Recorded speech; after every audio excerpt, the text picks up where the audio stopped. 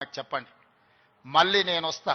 Tagore auditorium కాదు, Tagore auditorium కాదు.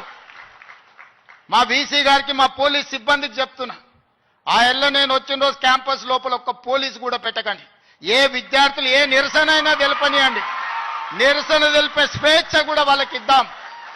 Arts college ముందు మీటింగ్ పెడతా, మీకు కావలసిన 100 కోట్ల నిధులు ఇస్తా. మళ్ళీ మీటింగ్ ఆర్ట్స్ కాలేజ్ దగ్గరనే, అక్కడ ఇక్కడ కాదు.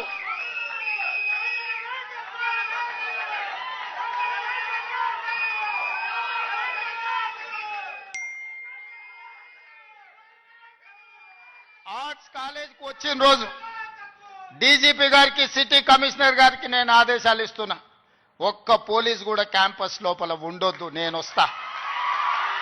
ఎవరు వీళ్ళు? మా తమ్ముళ్ళు, మా చెల్లెళ్ళు.